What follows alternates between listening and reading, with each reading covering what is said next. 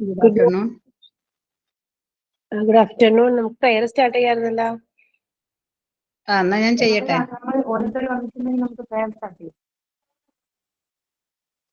Prayer ഞാൻ ചെയ്യാം. കരുണാമയനേ കാവൽ വിളക്കെ കനിവിന്നാളമേ, കരുണാമയനേ കാവൽ വിളക്കെ കനിവിന്നാളമേ, അശരണരാകും ഞങ്ങളെയെല്ലാം അങ്ങിൽ ചേർക്കണേ, അഭയം നൽകണേ. പാപികൾക്കു വേണ്ടി വാർത്തു നീ നെഞ്ചിലെ ചെന്നീണം, നീതിമാൻ നിനക്കു തന്നതോ മുൾക്കിരീടഭാരവും,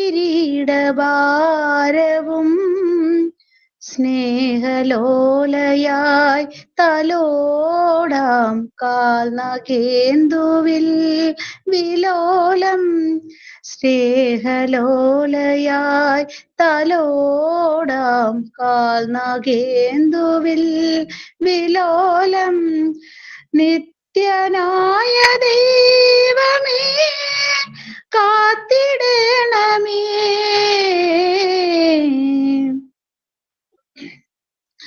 മഞ്ഞുകൊണ്ടു മൂടുമെൻ്റെ മൺകുടീരവാതിലിൽ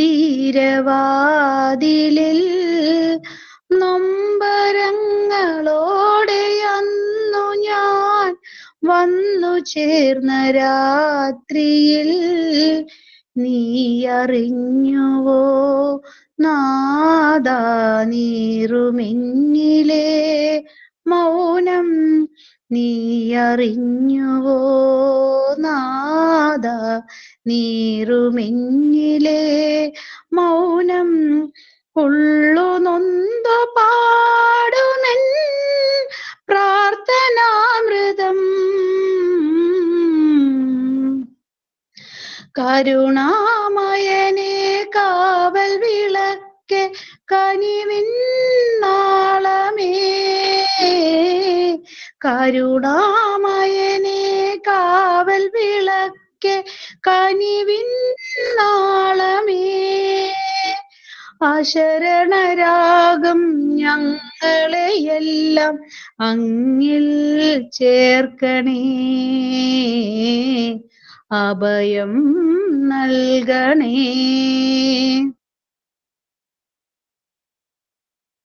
Thought for the day, Devadhyana. Your future is created by what you do today, not tomorrow. ഇന്ന് നമ്മൾ എന്ത് ചെയ്യുന്നു അതാണ് നമ്മുടെ നാളത്തെ ഫ്യൂച്ചർ ആയിട്ട് മാറുന്നത്. Good afternoon, teachers. Good afternoon, friends.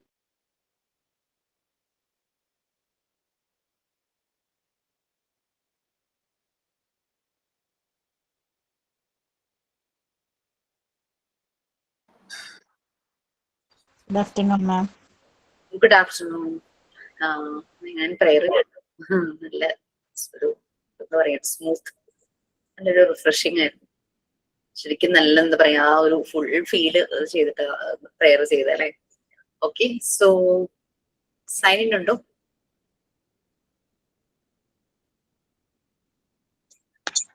കഴിഞ്ഞൊരു സ്റ്റോറി പറയാം.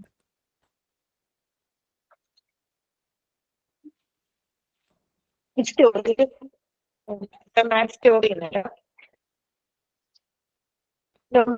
Nomad means a person who does not stay long on the same place, an individual who roams around.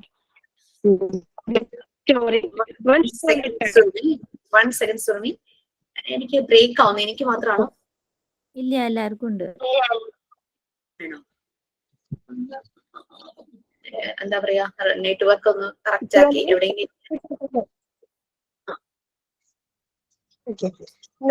Nomad story. Okay. Once upon a time, there lived a nomad named Christy. He has a beautiful horse. His name is Jack. Jack has long and fair-tailed hair. Wherever Christy goes, the Jack accompany him. They leave each other very sincerely. Jack loved Christy very much. One day, Christy decided to stay at a bank of river after their long traveling. That place is fully green and have good drinking water. That is why he decided that place to stay. He told the Jack, "Eat your favorite grass and drink this tasty water, whatever you want." Jack started his eating and drinking. After his food, Christy and Jack going to take rest.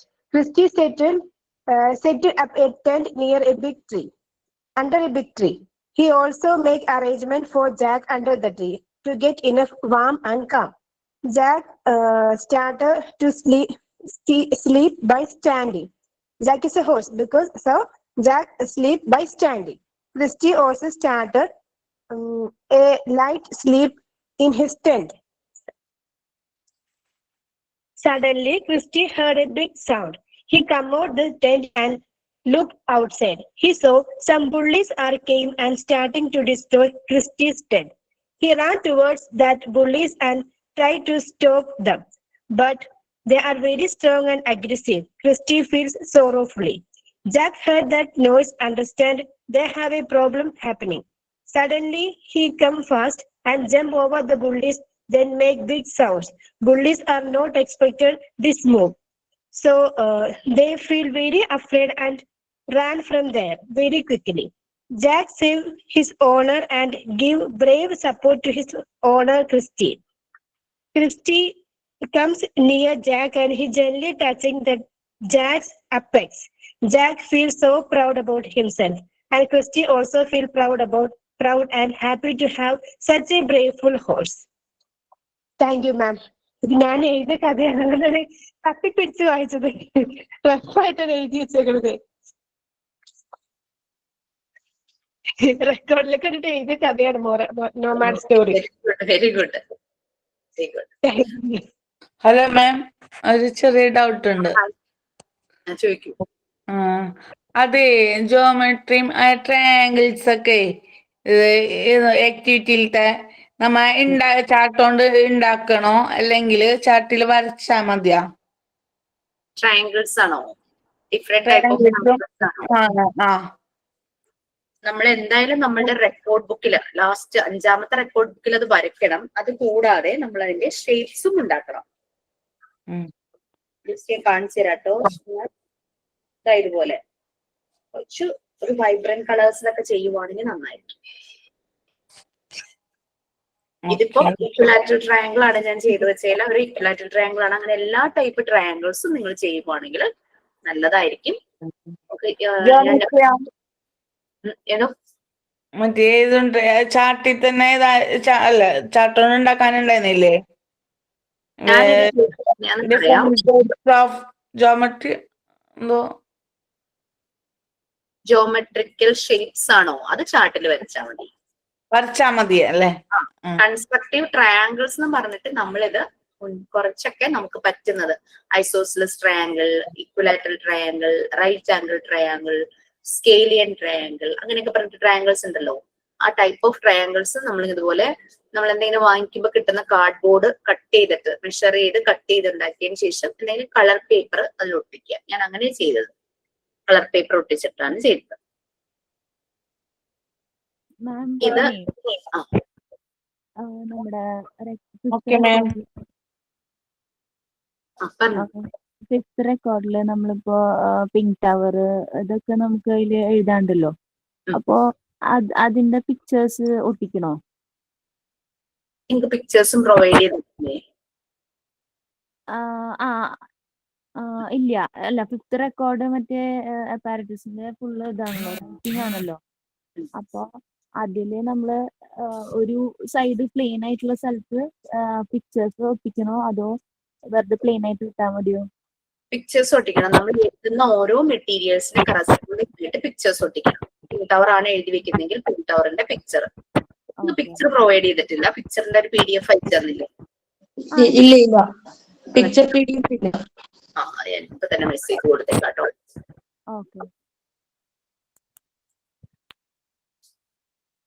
ഒരു picture PDF വന്നിട്ടുണ്ട്, പക്ഷെ അപ്പാരറ്റസിന്റെ ഒപ്പമില്ല. Practice record plain ആയിട്ടാണ് തന്നേക്കരുത്. Okay. Picture PDF അല്ലാതെ ആയിരിക്കും തന്നിട്ടുണ്ടാവുക separate. അത് തുറന്ന് നോക്കിയോ? Open ചെയ്ത് നോക്കിയോ? ഇല്ലേ?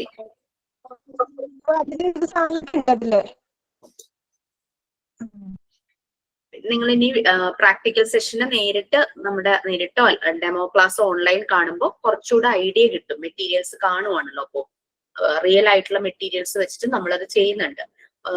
അത് ചെയ്യാനായിട്ട് പറ്റും. എനിക്ക് ഈ ഒരു കമ്മിങ് സാറ്റർഡേ 12th ബാച്ചാണ് വരുന്നത്.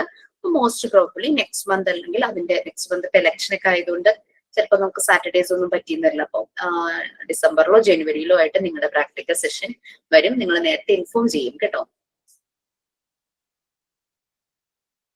പിന്നെ ടീച്ചറെ അസൈൻമെന്റ്സുകളൊക്കെ ഇല്ലേ, ഇത് നമ്മ ഗൂഗിൾ ക്ലാസ് റൂമിൽ കൂടി അല്ലാണ്ട് എനിക്കത് പറ്റുന്നില്ല. അപ്പോ വാട്സപ്പ് നമ്പറിൽ കൂടി ഏത് നമ്പറിലാണ് വിടേണ്ടത്?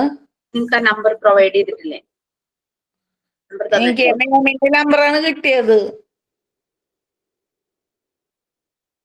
നോക്കാൻ ഇത്തിരി ഡിലേ ആവും, കാരണം അതൊക്കെ നോക്കുന്നത് ഞാനും ഇതുകൊണ്ട് ഞാനിപ്പോ നമ്പർ തരാം.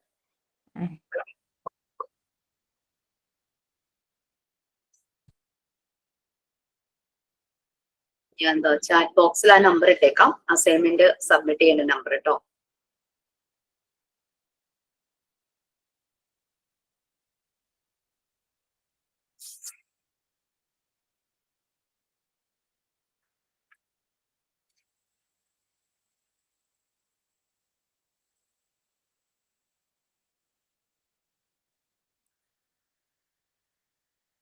നമ്പർ ഷെയർ ചെയ്തിട്ടുണ്ട്.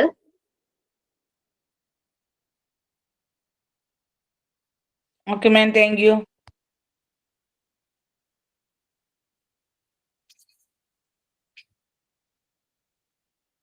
ഈ നിങ്ങളുടെ ബാച്ചിന്റെ ഒരു ടീച്ചേഴ്സിനെയും നിങ്ങളെല്ലാരെയും കൂടെ ചേർത്തിട്ടുള്ള ഒരു കൊളാഷ് പിക്ക് കിട്ടിയിട്ടുണ്ടായിരുന്നു. ശ്രേഷ്മ അയച്ചു തന്നു. ഭയങ്കര രസമുണ്ട്, ബ്യൂട്ടിഫുൾ, മനോഹരമായിട്ടുണ്ട്. ഞാനത് അതിൽ കണ്ട ടീച്ചേഴ്സിനെല്ലാം ഞാനത് ഷെയർ ചെയ്തിട്ടുണ്ട് കേട്ടോ. ഷിജിനാസ് ആണ് ചെയ്തത്. ആരാണ്? ഷിജിനാസ് ആണോ ചെയ്തേ? Shijinas very good. Thank you. ഞങ്ങളെല്ലാരും പിക്ചർ അവൾക്ക് അയച്ചു കൊടുത്തു. Okay Shijinas, very good. And Shijinas special thanks. കാരണം എന്റെ നല്ല ഭംഗിയുള്ള ഒരു ഫോട്ടോയാണ് വെച്ചിരിക്കുന്നത്. സാധാരണ നിങ്ങൾ ക്ലാസ് എടുത്തതിന് നിങ്ങൾ സ്ക്രീൻഷോട്ട് എടുത്തായിരിക്കും. എല്ലാവരും അതന്നെ നോക്കുന്നത്, എല്ലാരും പിക്ചർ ശരിയാണോ നിങ്ങൾ ഫോട്ടോസ് അയച്ചു കൊടുത്താലേ ഇത് ക്ലാസ്സിൽ നിന്ന് സ്ക്രീൻഷോട്ട് എടുത്തെന്നുമാണ് ഞങ്ങളുടെ പിക്ചേഴ്സ് എടുത്തതെന്ന് തോന്നുന്നു അല്ലെ? എന്തായാലും നല്ലൊരു പോസ്റ്റിലുള്ളതാണ് സെലക്ട് ചെയ്തത്. Thank you so much. അതിന് പ്രത്യേകം വെൽക്കം. ഓക്കെ. അതെത്തി. ആണോ? ഷിജിനാസിന്റെ ഫേസ് എനിക്ക് പെട്ടെന്ന് മനസ്സിലായി. ബാക്കി ആരുടെ മുഖങ്ങൾ കണ്ടിട്ടില്ലാത്തതുകൊണ്ട് അറിയില്ല. ഇനി പ്രാക്ടിക്കൽ സെഷന് വരുമ്പോൾ അറിയാൻ പറ്റും. ഇൻഷാല്ലാ. ഓക്കെ.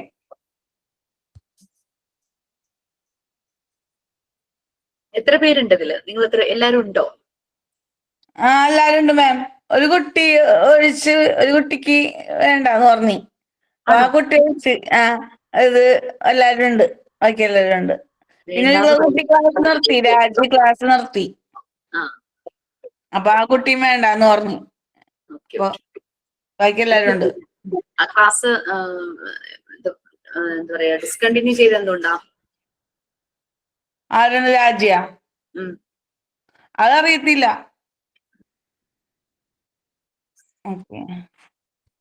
രാജിന്റെ നമ്പർ എനിക്കൊന്ന് ഷെയർ ചെയ്യുമാരെങ്കിലും? എന്റെ ഉണ്ട്, ഞാൻ ഷെയർ ചെയ്യാം. Okay then. യെസ്, നമ്മളിപ്പം ഏത് ഒരു അവസ്ഥയിലാണ് നിൽക്കുന്നത്? എവിടം വരെയായി?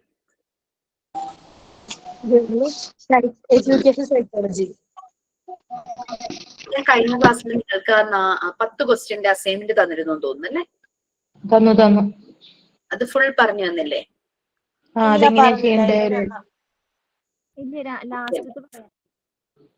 അസൈൻമെന്റിന്റെ PDF നിങ്ങൾക്ക് കിട്ടിയിട്ടില്ലല്ലോ, ഷെയർ ചെയ്തിട്ടില്ലല്ലോ, ക്ലാസ് റൂമിൽ വന്നിട്ടില്ലല്ലോ. ഇല്ല. അപ്പൊ അത് ഞാൻ പറഞ്ഞേക്കാം. ഓക്കെ. ബാക്കി നമ്മൾ എവിടം വരെയായി? ഞാൻ കേട്ടില്ലായിരുന്നു എന്തായിരുന്നു പറഞ്ഞത്. Educational psychology. സർവേ അല്ലേ മാം ചോദിച്ചത്? സർവേ പ്രോജക്ട് എന്നുള്ള രീതിയിലല്ലേ ചെയ്യേണ്ടത്? സർവേ അതല്ല ഞാൻ ചോദിച്ച, ഒരു 10 ക്വസ്റ്റ്യൻസ് ഞാൻ തന്നിരുന്നോ അസൈൻമെന്റ് ചെയ്യാൻ? അതിന്റെ PDF ക്ലാസ് റൂമിൽ വന്നിട്ടില്ല, പക്ഷെ ആ അസൈൻമെന്റ് ഡീറ്റെയിൽസ് ഞാൻ ഷെയർ ചെയ്തു അല്ലേ? Okay okay. സർവേയുടെ ഓൾറെഡി ഞാൻ ആണോ? തന്നിട്ടുണ്ട്. തന്നു. പ്രോജക്ട് റിപ്പോർട്ട് പോലെ നിങ്ങൾ അത് പ്രിപ്പയർ ചെയ്യണം. അതിൽ എന്തെങ്കിലും ഡൗട്ട്സ് ഉണ്ടോ ഷീനാസ് ആർക്കെങ്കിലും?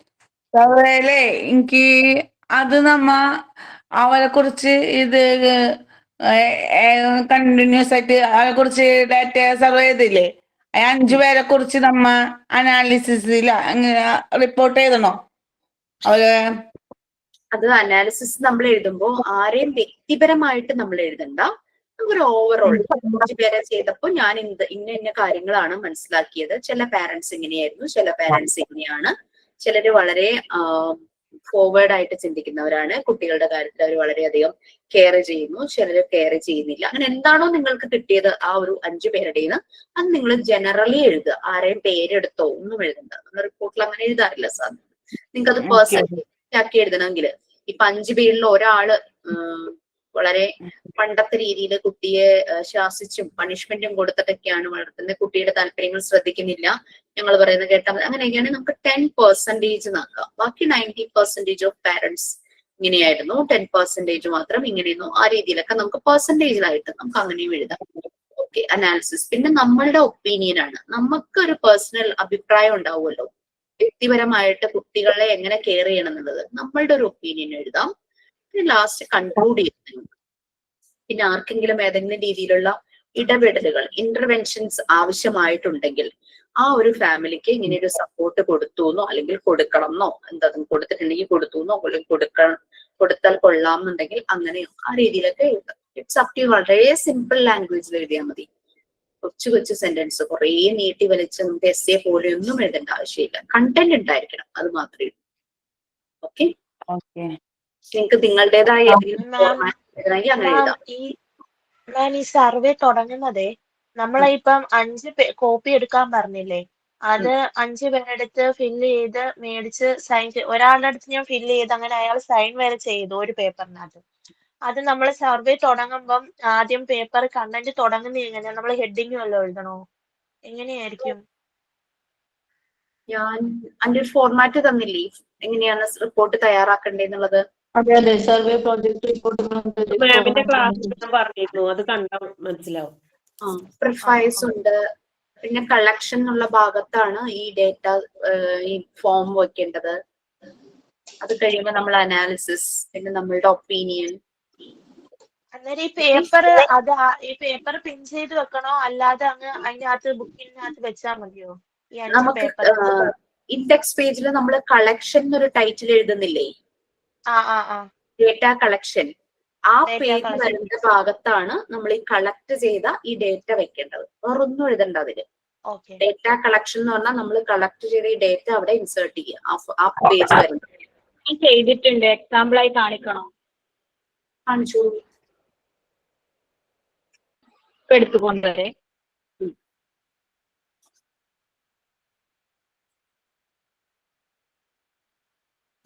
ഞാൻ എഡ്യൂക്കേഷണൽ സൈക്കോളജി ഒന്ന് എടുത്ത് വെക്കും.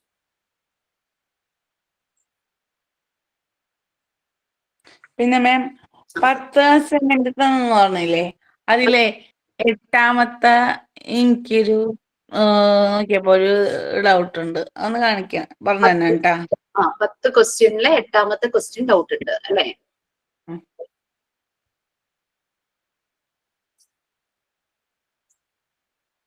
ക്ലിയർ ഇല്ല.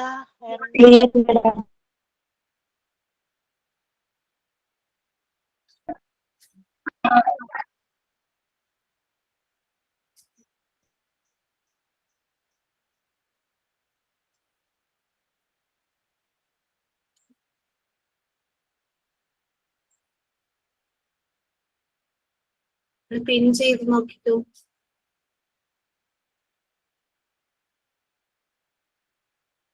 ബൈൻഡ് ചെയ്തതാണോ? റൗണ്ട് ബൈൻഡിങ് ആണോ? ഒരു ഫയലില് ഇങ്ങനെ ആദ്യം അസൈൻമെന്റ് ആൻഡ് പ്രൊജക്ട് അങ്ങനെ എഴുതിയിട്ട് പിന്നെ കണ്ടന്റ്, പിന്നെ കഴിഞ്ഞിട്ട് എയിം ഓഫ് ദ പ്രൊജക്ട്, പിന്നെ ടോപ്പിക്. ഞാൻ ഇല്ലാത്ത വിഷയം കൂടി ഇൻക്ലൂഡ് ചെയ്തിട്ടുണ്ട്. ടോപ്പിക്, അനലൈസ്, പിന്നെ മെത്തേഡ്, പിന്നെ കളക്ഷൻ. അത് കഴിഞ്ഞിട്ട് നമ്മുടെ പേഴ്സണൽ ഒപ്പീനിയൻ, അങ്ങനെ കുറച്ച് ഇല്ലാത്തത് കൂടി ഇൻക്ലൂഡ് ചെയ്തിട്ടാണ് ചെയ്തത്.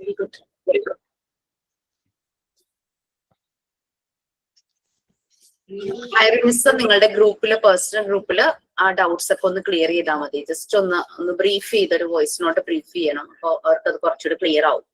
ഏതെങ്കിലും പേജിന്റെ ഫോട്ടോ വേണമെന്ന് പറയുകയാണെങ്കിൽ you can do that. But contents നമ്മളെല്ലാരും നമ്മളുടെ തന്നെ എഴുതാം. നമുക്കൊരു റെഫറൻസ് കിട്ടുന്നേ ഉള്ളൂ. പക്ഷെ നമ്മൾ എപ്പോഴും ആ കണ്ടന്റ്സ് നമ്മളുടേതായ എന്തെങ്കിലും കൂടെ ആഡ് ചെയ്യണം കേട്ടോ. വേറൊന്നും കൊണ്ടല്ല, നിങ്ങള് എല്ലാരും തന്നെ കുക്ക് ചെയ്യുന്നവരായിരിക്കും വീട്ടിലല്ലേ. അപ്പൊ കുക്ക് ചെയ്യുമ്പോൾ നമ്മൾ ആരുടെയെങ്കിലും ഒരു ഡിഷ് ഇഷ്ടപ്പെട്ട അവരോട് ആ റെസിപ്പി ചോദിച്ച് നമ്മൾ കുക്ക് ചെയ്താലും നമുക്കുള്ളൊരു ആഗ്രഹം ഉണ്ടാവും, നമ്മളുടെ ഒരു ടച്ച് അതിൽ വേണം എന്നുള്ളത് അല്ലേ. റെസിപ്പി ഒക്കെ നമ്മൾ ഫോളോ ചെയ്തു, പക്ഷെ നമ്മുടെ ഒരു ടച്ച് വേണം. കഴിക്കുന്നവർ അതിനൊരു യുണീക് ടേസ്റ്റ് ഉണ്ടെന്ന് പറയുന്നു. അത് നമ്മൾ കുക്ക് ചെയ്യുന്ന എല്ലാവരുടെയും ഒരു ആഗ്രഹമാണ്. അപ്പൊ നമ്മൾ എന്ത് ചെയ്യുമ്പോഴും നമ്മൾ റെഫർ ചെയ്താലും, ഈവൻ ഗൂഗിളിൽ റെഫർ ചെയ്താലും നമ്മളുടേതായിട്ടുള്ള എന്തെങ്കിലും ഒരു ക്രിയേറ്റിവിറ്റി അതിലൊന്ന് ചെയ്യുവാണെങ്കിൽ നമ്മൾ ചെയ്യുന്ന എല്ലാ കാര്യങ്ങൾക്കും അതൊരു കോപ്പി ആവാതെ ഒന്ന് പോകും. അപ്പൊ വേറൊരാൾക്ക് അതിന്റെ ഒരു വിഷമം ഉണ്ടാവില്ല, നമ്മൾക്കൊരു ഹാപ്പിനെസ്. റെഫറൻസ് തന്ന ആൾക്കും ഒരു സന്തോഷം, എന്റെ റെഫർ ചെയ്തു പക്ഷെ ഫുൾ കോപ്പി അടിച്ചില്ലല്ലോ. അത് ആ ഒരു അങ്ങനെ ചെയ്യണം കേട്ടോ. ഓക്കെ, സോ നമ്മൾ എഡ്യൂക്കേഷണൽ സൈക്കോളജി എടുത്തോ അതോ ഇനി എടുക്കാൻ പോണതാണോ? പോണേയുള്ളൂ. എടുത്തിട്ടുണ്ട്, കുറച്ചെടുത്തിട്ടുണ്ട്. നേച്ചർ ഓഫ് എഡ്യൂക്കേഷണൽ സൈക്കോളജി വരെ എടുത്തു. Okay, thank U.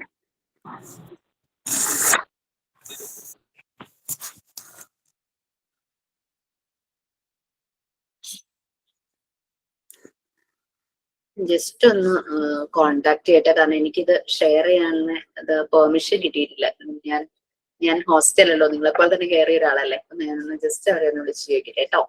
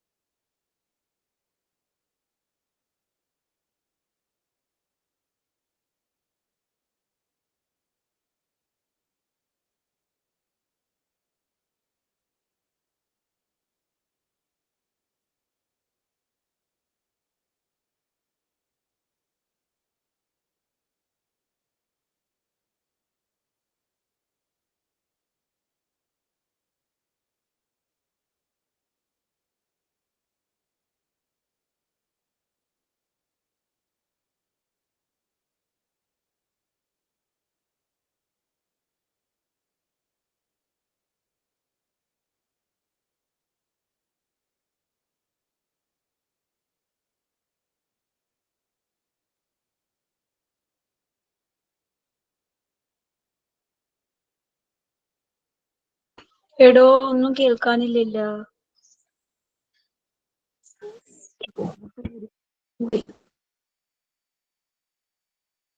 എന്താ സംഭവം? ക്ലാസ് കഴിഞ്ഞോ? ഞാനൊന്ന് നടക്കണം. ഇല്ല, മിസ് ക്ലാസ് കഴിഞ്ഞില്ല. എനിക്ക് ഷെയർ സ്ക്രീൻ ചെയ്യാൻ പറ്റുന്നില്ലായിരുന്നു. അപ്പൊ ഞാൻ ഇൻസ്റ്റിറ്റ്യൂട്ടിലെ ടെക്നിക്കൽ സ്റ്റാഫിനെ വിളിച്ച് അതൊന്ന് ആക്റ്റീവ് ആക്കാൻ പറയുമായിരുന്നു. അപ്പൊ അത് ചെയ്യുന്ന ഒരു ഡിലേ അത്രേ ഉണ്ടായിരുന്നുള്ളൂ കേട്ടോ. Okay, 2 minutes. ഞാനൊരു മീൻ പൊരിച്ച കഴിക്കാൻ പോയതാ. അപ്പൊ 2 minute കൂടെ ഒന്ന് തരൂ.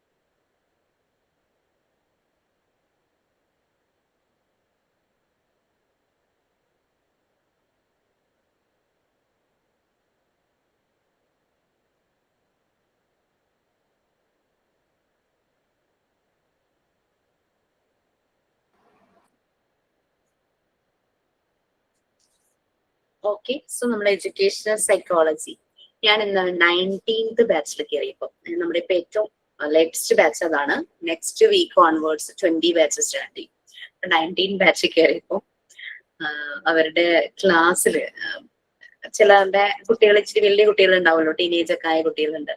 അപ്പൊ അതിൽ ഒരു മോള് ചോദിച്ചു, മോണ്ടിസോറിയിൽ ഇതൊക്കെയാണോ പഠിക്കുന്നത്? ലൈക്ക് ഫസ്റ്റ് യൂണിറ്റ് ഒക്കെയാണല്ലോ അവർക്ക് എടുക്കുന്നത്. ഫസ്റ്റ് യൂണിറ്റിൽ ഹെൽത്തിനെ കുറിച്ചും ഇമ്മ്യൂണൈസേഷൻ, ഡിസീസിനെ കുറിച്ചും, അങ്ങനെ പോളിയോ വാക്സിനേഷന്റെ കാര്യമല്ലേ. അതുപോലെ ആരുടെയോ ഹസ്ബൻഡും ചോദിച്ചു, മോണ്ടിസോറിയിൽ വാക്സിനേഷനെ കുറിച്ചാണോ എടുക്കുന്നത് ചോദിച്ചപ്പോൾ ഭയങ്കര ഒരു കൺഫ്യൂഷൻ. ഞങ്ങൾ എന്താ മോണ്ടിസോറി മെത്തേഡ് പഠിക്കാത്തെന്ന് പറഞ്ഞു ഭയങ്കര ഡൗട്ട്. ഞാൻ പറഞ്ഞു, നിങ്ങൾ മോണ്ടിസോറി മെത്തേഡിലൂടെ നിങ്ങൾ ചെല്ലുന്നത് വളരെ ഈ കുഞ്ഞു കുട്ടികളുടെ അടുത്താണ്. അവരുടെ ആ ഒരു ഏജ് സ്പാൻ 3 to 6 years എന്ന് പറഞ്ഞു കഴിഞ്ഞാൽ അവരുടെ എല്ലാ ഡെവലപ്മെന്റ് സ്റ്റേജസിന്റെയും ഫൗണ്ടേഷൻ, നമ്മൾ വീട് വയ്ക്കുമ്പോൾ ഫൗണ്ടേഷൻ ഇട്ടില്ലേ, അതുപോലെ എല്ലാത്തിന്റെ ഫൗണ്ടേഷൻ ബേസ് തുടങ്ങുന്ന ഒരു ഏജ് ആണ്. പ്രോഗ്രസീവ് ആണ് ആ ഒരു സമയത്ത്. ലാംഗ്വേജ് ആണെങ്കിലും, സോഷ്യലി ഡെവലപ്പ് ചെയ്യുന്നതാണെങ്കിലും, ഇമോഷണൽ ഡെവലപ്മെന്റ് ആണെങ്കിലും, ബുദ്ധിപരം കോഗ്നേറ്റീവ് ഡെവലപ്മെന്റ് ആണെങ്കിലും, പിന്നെ ഫിസിക്കൽ ഡെവലപ്മെന്റ്, മസിൽസിന്റെ ഡെവലപ്മെന്റ്, അങ്ങനെ മൂവ്മെന്റിന്റെ എല്ലാ ഡെവലപ്മെന്റിന്റെയും ഒരു ഫൗണ്ടേഷൻ സ്ട്രോങ് ആകുന്ന ഒരു ഏജ് സ്പാൻ ആണത്. അപ്പൊ അങ്ങനെയുള്ള കുട്ടികളെ ഡീൽ ചെയ്യാൻ പോകുമ്പോൾ നമ്മൾക്ക് ഈ മൈൽ സ്റ്റോൺസ്, ഈ ഡെവലപ്മെന്റ്, ഓരോ ലൈഫിന്റെ ആ ഓരോ നാഴികക്കല്ലുകൾ ഉണ്ടല്ലോ, മൈൽ സ്റ്റോൺസ്, അത് നമ്മൾ നല്ലപോലെ അറിയണം. അപ്പൊ അങ്ങനെ ആകുമ്പോൾ കുട്ടിയുടെ ഹെൽത്ത് എങ്ങനെയായിരിക്കണം, ഫിസിക്കലി ഒരു ഡിഫോർമേഷൻ ഉണ്ടെങ്കിൽ അത് മനസ്സിലാവണം, മെന്റലി കുട്ടി എന്തെങ്കിലും സ്ട്രഗിൾ ചെയ്യുന്നുണ്ടെങ്കിൽ അത് മനസ്സിലാവണം. അതൊക്കെ കഴിഞ്ഞിട്ടേ നമുക്ക് മോണ്ടിസോറി മെത്തേഡിലേക്ക് എത്താൻ പറ്റുള്ളൂ എന്നൊക്കെ ഇങ്ങനെ പറഞ്ഞപ്പോൾ അവർക്ക് ഫസ്റ്റ് ഒരു ജെനുവിൻ ആയിട്ടുള്ള ഒരു ഡൗട്ട് തന്നെയായിരുന്നു കേട്ടോ. ഞങ്ങൾ മോണ്ടിസോറി പഠിക്കാൻ വന്നിട്ട് ഞങ്ങളെ മോണ്ടിസോറി പഠിപ്പിക്കുന്നില്ലല്ലോ. ഞാനിങ്ങനെ ചോദിച്ചു, നിങ്ങള് എവറി ഡേ ക്ലാസ്സിൽ prayer, signing, thought for the day ഇതെല്ലാം ഷെയർ ചെയ്യുന്നുണ്ടല്ലേ? 2 പേര് കോർഡിനേറ്റ്സ് ആയിട്ട്, ബാക്കി എല്ലാവരും അത് ചെയ്യാൻ താല്പര്യപ്പെട്ടു വരുന്നു. പിന്നെ ഡെയിലി ക്ലാസ്സിന്റെ ഡീറ്റെയിൽസ് ബ്രീഫ് ചെയ്യും, ക്ലാസ്സിൽ കയറാൻ പറ്റാത്തവരെ ഹെൽപ്പ് ചെയ്യാനായിട്ട്. ഇതെല്ലാം മോണ്ടിസോറി മെത്തേഡാന്ന് പറഞ്ഞു. ഓപ്പറേഷൻ, നമ്മൾ പരസ്പരം സഹകരിക്കുന്നു. പിന്നെ ഒരാള് വന്നില്ലെങ്കിൽ അയാൾ ഒരു ഡൗട്ട് ചോദിക്കുമ്പോൾ, ഇപ്പം ഹയർനെസ് വേഗം ഞാൻ ചെയ്ത മോഡല് കാണിച്ചു തരാം. ദാറ്റ് ഇസ് ആ ഒരു മ്യൂച്വൽ ഹെൽപ്പാണ്. ഒരാൾക്കൊരു ഹെൽപ്പ് വേണം തോന്നുമ്പോൾ അവിടെ നമ്മൾ ഹെൽപ്പ് ചെയ്യാൻ പറ്റും. എല്ലാം മോണ്ടിസോറി മെത്തേഡ് തന്നെയാണ്. അങ്ങനെ അവർക്ക് അതിനെപ്പറ്റി പറഞ്ഞു കൊടുത്തു. അവരൊക്കെ ഹാപ്പിയായി. എങ്ങനെ പറയായിരുന്നു. അപ്പൊ പെട്ടെന്ന് ആ ബാച്ചിൽ നിന്നും ഒരു മാസമാവണവരുടെ ആ ബാച്ചിൽ നിന്നും ഒരു കുട്ടി, പേരെന്തായിരുന്നു, ജ്യോതി എന്നാണ് പേര്, എനിക്ക് ഓർമ്മ വന്നു. ജ്യോതി ഒരു അബാക്കസ് ടീച്ചറാണ്. ഈ മോണ്ടിസോറി പഠിക്കുന്നതിന് മുമ്പ് തന്നെ ജ്യോതി അബാക്കസ് പഠിപ്പിക്കുന്നുണ്ടായിരുന്നു. പക്ഷെ ജ്യോതിക്ക് ഭയങ്കര ആയിരുന്നു. ജ്യോതിക്ക് 40 മിനിറ്റേ ക്ലാസ് ഉള്ളൂ. ജ്യോതി ആ 40 മിനിറ്റ് ക്ലാസ് എടുക്കുന്നു, ഓടി തിരിച്ചു പോകുന്നു. അതായിരുന്നു ജ്യോതി ഇതുവരെയും ചെയ്തിരുന്നത്. പക്ഷെ ഇപ്പൊ ജ്യോതി കുട്ടികളെ നല്ലപോലെ മനസ്സിലാക്കുന്നു. കുട്ടികൾക്ക് അബാക്കസ് മാത്രമല്ല, കുട്ടികളെ കുറച്ചുകൂടെ കെയർ ചെയ്ത് ജ്യോതി പ്രൊവൈഡ് ചെയ്യുന്നു. അത് ക്ലാസ് അറ്റൻഡ് ചെയ്തുകൊണ്ടാണെന്ന്, ആ ഒരു ഇത് മനസ്സിലായത് കൊണ്ടാണെന്ന് ജ്യോതി പറയുന്നു. അപ്പം നമുക്ക് ആ ഒരു മറുപടി, അവരുടെ ഡൗട്ടിനുള്ള ഒരു ക്ലാരിഫിക്കേഷൻ അവരുടെ ക്ലാസ്സിൽ നിന്ന് തന്നെ നമുക്ക് കിട്ടി. നിങ്ങൾക്ക് അങ്ങനെ എന്തെങ്കിലും ഡൗട്ട് ഉണ്ടോ? ഞങ്ങൾ എന്താ മോണ്ടിസോറി മെത്തേഡ് ഇതുവരെ ആയില്ലല്ലോ എന്ന്. നമ്മൾ ഇനി സൈക്കോളജി എഡ്യൂക്കേഷൻ സെറ്റിങ്സിൽ നമ്മൾ സൈക്കോളജി പഠിക്കുന്നത് കുട്ടികളുടെ ബിഹേവിയർ മനസ്സിലാക്കണമെങ്കിൽ നമുക്ക് അതിനനുസരിച്ച് നമ്മൾ മാറും. അതായത് നമ്മുടെ മുന്നിൽ വരുന്ന കുഞ്ഞുങ്ങൾ എന്ന് പറഞ്ഞു കഴിഞ്ഞാൽ വളരെ നിഷ്കളങ്കരാണ്. അവരുടെ എല്ലാം പ്യുവർ സോൾസ് ആണ്. നമ്മളുടെ ഹാർട്ടും പ്യൂരിഫൈഡ് ആകണം, എന്നിട്ടാണ് നമ്മൾക്ക് അവരുടെ അടുത്തേക്ക് പോകാൻ പറ്റുള്ളൂ. ഹാർട്ട് പ്യൂരിഫൈഡ് ആവണമെന്ന് ഞാൻ പറഞ്ഞത് വേറെ കൊണ്ടല്ല, നമ്മളെല്ലാം പ്യുവർ സോൾസ് തന്നെയാണ്. പക്ഷേ നമുക്ക് ഈ ലൈഫിലെ പല ടെൻഷൻസും പലതും ഉള്ളിൽ ഫില്ല് ചെയ്തിട്ടായിരിക്കും നമ്മൾ പുറത്തേക്ക് ഇറങ്ങുന്നത്. സ്ട്രെസ് ഉണ്ടാവും. പക്ഷെ കുഞ്ഞുങ്ങളുടെ അടുത്തേക്ക് പോകുമ്പോൾ ആ ഒരു പ്രഷർ നമ്മുടെ ഉള്ളിൽ ഉണ്ടാവരുതെന്നാണ്. അതുകൊണ്ടാണ് നമ്മൾ ഹാർട്ട് പ്യൂരിഫൈ ചെയ്യണം എന്ന് പറയുന്നത്, അതുകൊണ്ട് വേറെ ഉദ്ദേശത്തിലല്ല കേട്ടോ. എന്നെയും ഫസ്റ്റ് ടൈം മക്കൾ കളിയാക്കിയിരുന്നു. ഓക്കെ സുറുവി, നമ്മള് പ്യൂരിഫൈഡ് ആകണം. പക്ഷെ നമ്മുടെ ഉള്ള ദേഷ്യം, സങ്കടം, ഒരു കുട്ടി കുശുമ്പോ ചിലപ്പോൾ മനസ്സിൽ ഡിഫൻസ് മെക്കാനിസം പഠിച്ചിട്ടു. ഇത് തന്നെയാണ് അവരോട് പറഞ്ഞു, നിങ്ങൾക്ക് ഡിഫൻസ് മെക്കാനിസം വരുന്നുണ്ട്, അപ്പൊ നിങ്ങൾക്കത് മനസ്സിലാകും എന്നുള്ള രീതിയിൽ പറഞ്ഞിട്ടുണ്ടായിരുന്നു. ആദ്യം നമ്മളെ നമുക്ക് മനസ്സിലാക്കും, പിന്നീടല്ലേ കുട്ടികളുടെ കാര്യങ്ങളിലേക്ക് കിടക്കുക.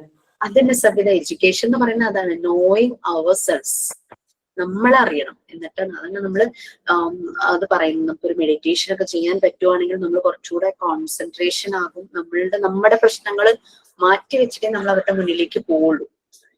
അപ്പൊ നമ്മുടെ പ്രശ്നങ്ങൾ നമുക്ക് കുറച്ചുകൂടി ഒന്ന് ലഘൂകരിക്കാം, നമുക്ക് അതിനെ ഒന്ന് കുറച്ചുകൂടി മാനേജ് ചെയ്യാനും നമ്മൾ പഠിക്കും. നമ്മൾ അത്രയേ ഉള്ളൂ, ഇതേ ഉള്ളൂ പ്രശ്നം, ഓക്കെ ഫൈൻ എന്ന രീതിയിൽ പോകും.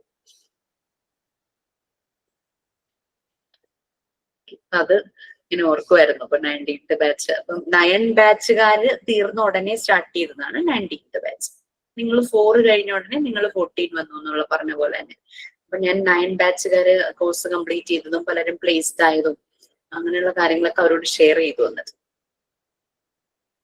ഓക്കെ, സോ നമ്മൾ എഡ്യൂക്കേഷൻ സൈക്കോളജി എവിടെ വരെ എടുത്തു? എനിക്ക് മെസ്സേജ് ഇട്ടിട്ടുണ്ടായിരുന്നു തോന്നുന്നു. Nature of educational psychology. The teacher full complete ആയി. കീ ഫാക്ടേഴ്സ് ആയോ? ഈ കീ ഫാക്ടേഴ്സ് എല്ലാം കഴിഞ്ഞു.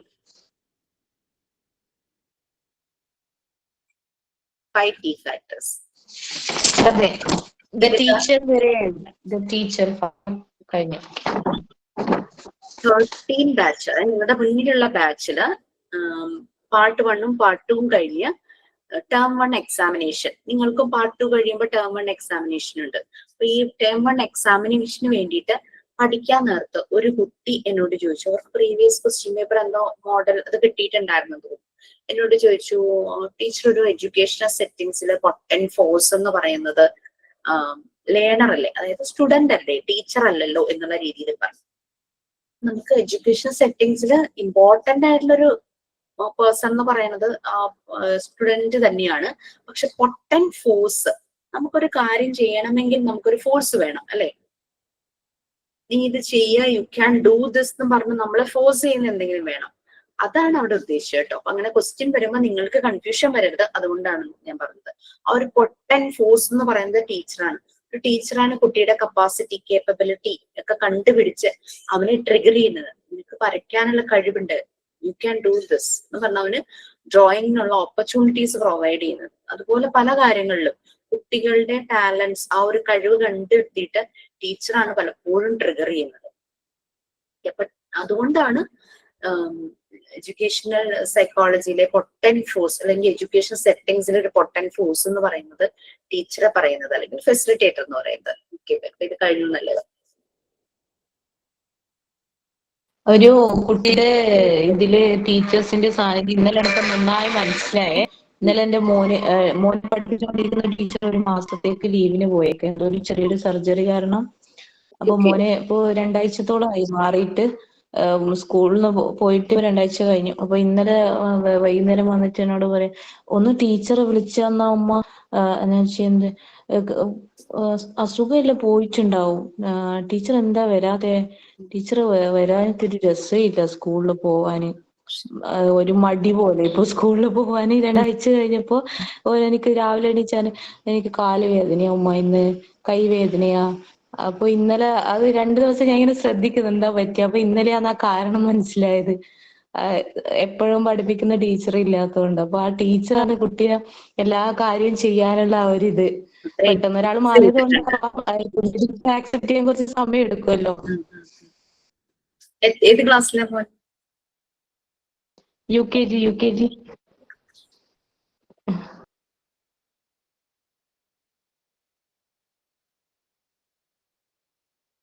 അപ്പൊ നമ്മള് 5 കീ ഫാക്ടേഴ്സും പറഞ്ഞു. ഈ കീ ഫാക്ടേഴ്സ് കൂടാതെ അതിനെ എക്സ്പാൻഡ് ചെയ്ത് കുറച്ച് കാര്യങ്ങൾ താഴെ പോയിന്റ്സ് ആയിട്ട് പറയുന്നുണ്ട്. എത്ര പോയിന്റ്സ്? 5 പോയിന്റ്സ് ഉണ്ട്. Okay, fine. ഫസ്റ്റ് 3 ഈ ഇൻട്രൊഡക്ഷനും ഫസ്റ്റ് 3 പോയിന്റ്സും കൂടെ ഒന്ന് ആരെങ്കിലും ഒന്ന് വായിക്കാമോ?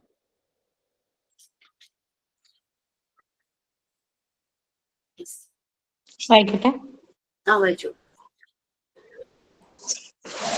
Through the entire scope of educational situation, psychology is included in the above mentioned 5 key factors. It may be further expanded by adding the following. It studies human behavior in educational situations. Psychology is the study of behavior, and education deals with the alternation of behavior. Hence, educational psychology pervades the whole field of education. It studies the growth and development of the child, how a child passes through the various stages of growth, and what are the characteristics of each stage are included in the study of educational psychology.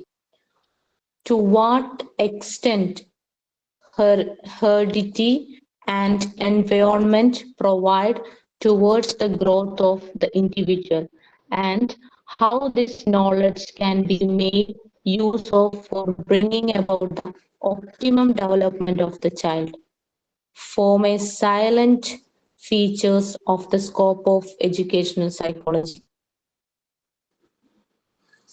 നമ്മൾ already 5 key ഫാക്ടേഴ്സും അതിന്റെ ഇമ്പോർട്ടൻസും ആ ഒരു learning എൻവയോൺമെന്റിൽ, learning process നടക്കുന്ന കാര്യത്തിൽ, learning and teaching മെത്തേഡ്സിൽ അവരുടെ ഓരോരുത്തരുടെ റോൾസും എല്ലാം നമ്മൾ പറഞ്ഞു പോയില്ലേ, 5 കീ ഫാക്ടേഴ്സ്. ഇത് കൂടാതെ ഈ 5 കീ ഫാക്ടേഴ്സ് കൂടാതെ ഇതൊന്ന് എക്സ്പാൻഡ് ചെയ്യുവാണെങ്കിൽ എഡ്യൂക്കേഷണൽ സൈക്കോളജിയുടെ ഫർദർ എന്തെല്ലാം കാര്യങ്ങളിലേക്ക് അത് എക്സ്പാൻഡ് ചെയ്തിരിക്കുന്നു എന്ന് നോക്കുവാണെങ്കിൽ നമ്മൾ പറഞ്ഞു എഡ്യൂക്കേഷണൽ സിറ്റുവേഷൻ അല്ലെങ്കിൽ സെറ്റിംഗ്സിൽ സൈക്കോളജിയുടെ ഒരു ആപ്ലിക്കേഷൻ ആണ് എഡ്യൂക്കേഷണൽ സൈക്കോളജി. അതുകൊണ്ട് തന്നെ അതിനൊരു അപ്ലൈഡ് സയൻസ് എന്ന് പറയാമെന്നൊക്കെ നമ്മൾ പറഞ്ഞു. പിന്നെ അത് പോസിറ്റീവ് ആയിട്ടുള്ള കാര്യങ്ങൾ ഉദ്ദേശിച്ചാണ്. So it's A positive science, റിസൾട്ടും പോസിറ്റീവ് തന്നെയാണ് വരുന്നത്. Positive science. പിന്നെ ഓരോ കാര്യങ്ങൾ കഴിയും തോറും അപ്ഡേറ്റഡ് ആകുന്നുണ്ട്. സോ അതൊരു ഗ്രോയിങ് സയൻസ് ആണ്. ഇങ്ങനെയുള്ള കാര്യങ്ങളെല്ലാം നമ്മൾ പറഞ്ഞു. പിന്നെ കംപ്ലീറ്റ് തിയറിയെ ബേസ് ചെയ്തിട്ടുള്ളതല്ല, പ്രാക്ടിക്കൽ ബേസ്ഡ് ആണ്. സോ അതൊരു നോർമേറ്റീവ് സയൻസ് അല്ല, തിയറിയെ ബേസ് ചെയ്ത് മാത്രമല്ലാത്തതുകൊണ്ട് സോ നോർമേറ്റീവ് സയൻസ് അല്ല എന്ന് പറയും. ഹ്യൂമൻ ബിഹേവിയർ എഡ്യൂക്കേഷണൽ സിറ്റുവേഷൻസിൽ മനസ്സിലാക്കാൻ വേണ്ടിയിട്ടാണ് അതിന് വേണ്ടിയിട്ടാണ് എഡ്യൂക്കേഷണൽ സൈക്കോളജി അതിന്റെ ഒരു ഇമ്പോർട്ടൻസ് എന്ന് പറയുന്നത്. നമുക്ക് നമ്മുടെ ഇവിടെ ഒരു ഹ്യൂമൻ റിസോഴ്സ് എന്ന് പറയുന്നത് സ്റ്റുഡൻസ് ആണ്. ആ സ്റ്റുഡൻസിന്റെ ബിഹേവിയർ ഒരു ഫെസിലിറ്റേറ്റർക്ക് അല്ലെങ്കിൽ ഒരു ടീച്ചർക്ക് മനസ്സിലായാൽ മാത്രമാണ് വാട്ട് നെക്സ്റ്റ്, എങ്ങനെ അവനെ ഇത് പഠിപ്പിക്കണം, എങ്ങനെ ആ ടീച്ചിങ് മെത്തേഡ് എങ്ങനെ പോകണം, how to teach, when to teach, what to teach, ആ ഒരു കൺസെപ്റ്റ് എങ്ങനെ എന്ത് എപ്പോൾ അവർക്ക് കൊടുക്കണം, പ്രൊവൈഡ് ചെയ്യണം, അങ്ങനെയുള്ള രീതിയിൽ മനസ്സിലാകും. സൈക്കോളജി എന്ന് പറയുന്നത് നമുക്കറിയാം സ്റ്റഡി ഓഫ് ബിഹേവിയർ. സ്റ്റഡി എന്ന് പറയുന്നത് സയന്റിഫിക് സ്റ്റഡി എന്നും കൂടെ ആക്കുവാണെങ്കിൽ കുറച്ചുകൂടെ അത് ക്ലിയർ ആകും. Scientific study of behaviour. ഇനി എഡ്യൂക്കേഷൻ സെറ്റിംഗ്സിൽ നമ്മൾ ഇതിന്റെ സ്റ്റഡി ചെയ്യുക മാത്രമല്ല ചെയ്യുന്നത് അല്ലെ, അതിന് ഓൾട്ടറേഷൻ, എഡ്യൂക്കേഷൻ എന്നുള്ളത് കൊണ്ട് അങ്ങനെ തന്നെയാണ് നമ്മളെ മാറ്റിയെടുക്കുന്ന ഒരു മെത്തേഡ് തന്നെയാണ് എഡ്യൂക്കേഷൻ എന്ന് പറയുന്നത്. ത്രൂ എഡ്യൂക്കേഷൻ നമുക്ക് അവയർനെസ് കിട്ടുന്നു, അത് നോളജ് ആവുന്നു. നമ്മൾ ആ കിട്ടുന്ന അവയർനെസ്സിനെ അനലൈസ് ചെയ്യുന്നു, അത് നോളജ് അറിവാക്കി വെക്കുന്നു. അത് നമ്മൾ നമ്മളുടെ ലൈഫിൽ അപ്ലൈ ചെയ്ത് കഴിയുമ്പോഴാണ് നമ്മൾക്ക് ചേഞ്ചസ് വരുന്നത്. അപ്പൊ ഒരു ബിഹേവിയർ ചേഞ്ചസ് തന്നെയാണ് എഡ്യൂക്കേഷൻ സെറ്റിംഗ്സിൽ നടക്കുന്നത്. എഡ്യൂക്കേഷൻ സൈക്കോളജി ആ ഒരു എഡ്യൂക്കേഷൻ സെറ്റിംഗ്സിൽ ഒരാളെ എങ്ങനെ നമുക്ക് മാറ്റിയെടുക്കാം അതാണ് വരുന്നത്. അത് സ്പ്രെഡ് ചെയ്യുന്നു, ഫോർവേഡ്സ് സ്പ്രെഡ് ചെയ്യുന്നു, എക്സ്പാൻഡ് ചെയ്ത് പോകുന്നു. The whole field of education. എഡ്യൂക്കേഷന്റെ ഏതൊരു ലെവലിലേക്കും, ഏതൊരു ബ്രാഞ്ച് ആണെങ്കിലും, ചെറിയ ക്ലാസ് തുടങ്ങിയിട്ടാണെങ്കിലും വലിയ ക്ലാസ് ഹയർ ക്ലാസ്സുകളിലാണെങ്കിലും, LP ആണെങ്കിലും UP ആണെങ്കിലും KG ആണെങ്കിലും high school, higher secondary, graduation, post graduation, ഏത് ലെവലിലാണെങ്കിലും അതിങ്ങനെ എക്സ്പാൻഡ് ചെയ്ത് കിടക്കുന്നു. ഒരു കുട്ടിയുടെ ഗ്രോത്തും ഡെവലപ്മെന്റുമാണ് അത് സ്റ്റഡി ചെയ്യുന്നത്. എങ്ങനെ ഒരു കുട്ടി പല സ്റ്റേജസ് ഓഫ് ഗ്രോത്ത് നമുക്കറിയാം. ആ ഒരു കുട്ടിയുടെ ഓരോ മൈൽ സ്റ്റോൺസ് ഉണ്ട്, നാഴികക്കല്ലുകൾ എന്ന് പറയുന്ന ഡെവലപ്മെന്റിന്റെയും ഗ്രോത്തിന്റെയും. അതിലൂടെ കുട്ടി എങ്ങനെ കടന്നു പോകും. പലപ്പോഴും കുട്ടികളുടെ ഫിസിക്കല് തന്നെ മാറ്റം വരുമല്ലേ. ചില കുട്ടികൾ ചിലപ്പോ വല്ലാതെ കൂനി ഇങ്ങനെ മറ്റുള്ളവരെ ഫേസ് ചെയ്യാൻ ബുദ്ധിമുട്ടി ഉൾവലിഞ്ഞൊക്കെ ഇരിക്കുമായിരിക്കും. ചില ടീച്ചർമാരുടെ ഇന്റർവെൻഷൻ ആ കുട്ടിയെ മുന്നോട്ട് കൊണ്ടുവരും, അവന് ലീഡ് ചെയ്യാൻ പറ്റുന്ന രീതിയിലുള്ള കാര്യങ്ങൾ അവന് പ്രൊവൈഡ് ചെയ്യും. അപ്പൊ അവൻ കുറച്ചുകൂടെ കോൺഫിഡന്റ് ആവും, പബ്ലിക്കലി പല കാര്യങ്ങളും പ്രസന്റ് ചെയ്യുന്നതായിട്ട് കേപ്പബിൾ ആയിട്ട് മാറും. അങ്ങനെ ഉള്ള കുട്ടികളുടെ പല ഗ്രോത്തും ഡെവലപ്മെന്റും. അപ്പൊ അവന്റെ ഫിസിക്കൽ തന്നെ അവന് നടപ്പിൽ മാറ്റം വരും, അവന്റെ പോസ്റ്ററിൽ മാറ്റം വരും, അവന് ചെയറിൽ ഇരിക്കുമ്പോഴുള്ള വ്യത്യാസം വരും. നേരത്തെ കൂടിയിരുന്ന ആള് സ്ട്രെയിറ്റ് ആയിട്ട് എല്ലാരെയും നോക്കാനുള്ള ധൈര്യം അവന് കിട്ടും. അതായത് ഗ്രോത്തിലും ഡെവലപ്മെന്റിലും മാറ്റം വരുന്നു. അപ്പൊ ഫിസിക്കലിയും അവന് മെന്റലിയും എല്ലാം മാറ്റം വരുവാണ്. ഇതെല്ലാം എഡ്യൂക്കേഷൻ സൈക്കോളജിയിൽ ഇൻക്ലൂഡഡ് ആണ്.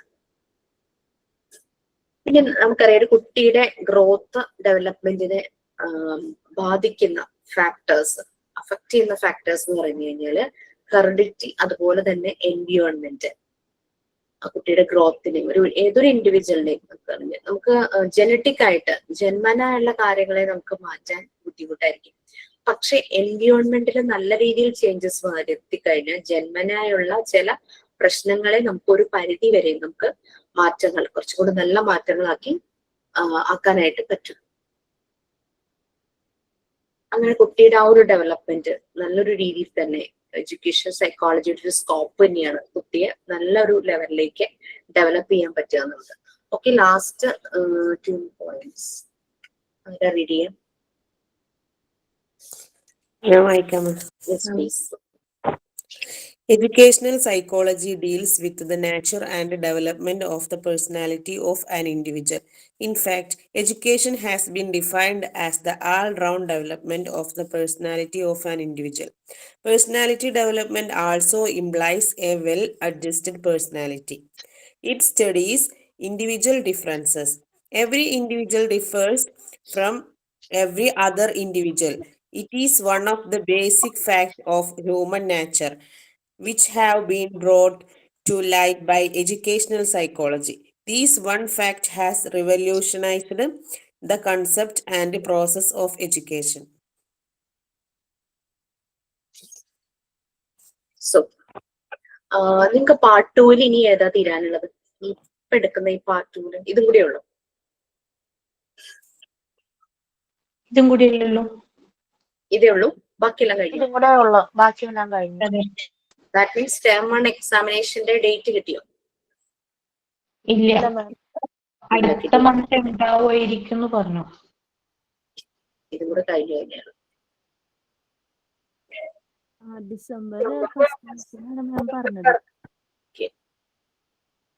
സോ എഡ്യൂക്കേഷൻ സൈക്കോളജി നമ്മളിപ്പോ പറഞ്ഞിരുന്നു, നമുക്ക് ജനറ്റിക് ആയിട്ട് വരുന്ന മാറ്റം, അതിലും മാറ്റങ്ങൾ വരുത്താനായിട്ട് നമുക്ക് എൻവിയോൺമെന്റിൽ ചില ചേഞ്ചസ് കൊടുത്തു കഴിഞ്ഞു കഴിഞ്ഞാൽ വരും. മറിയാം മോണ്ടിസോറി അങ്ങനെ തന്നെയാണ് ചെയ്തത്. കാരണം ജനറ്റിക് ആയിട്ടുള്ള കാര്യങ്ങളിൽ മാറ്റങ്ങൾ വരുത്താൻ ബുദ്ധിമുട്ടാണ്. സോ എൻവിയോൺമെന്റ് കറക്റ്റ് ചെയ്തു. അപ്പൊ നമ്മള് എന്താ പറയാ, ഈ അഡോളസൻസ് ഗ്രൂപ്പിലൊക്കെ ഇന്റർവെൻഷൻ ചെയ്യുമ്പോഴേ ഒരു ഭയങ്കര നമ്മളുടെ ഇന്റർവെൻഷൻ ചെയ്യുമ്പോഴേക്കും ഭയങ്കര മൂഡിയായിട്ട് ഡൗൺ ആയിരുന്ന കുട്ടികൾ ഭയങ്കര ഹാപ്പി ആകും. ഞങ്ങളുടെ കൺസേൺ അപ്പൊ എന്താന്ന് വെച്ച് കഴിഞ്ഞാൽ ഇവര് വീട്ടിലേക്ക് പോയി കഴിയുമ്പോൾ വീണ്ടും ഡൗൺ ആവും. അതാണ് പറ്റുന്നത്.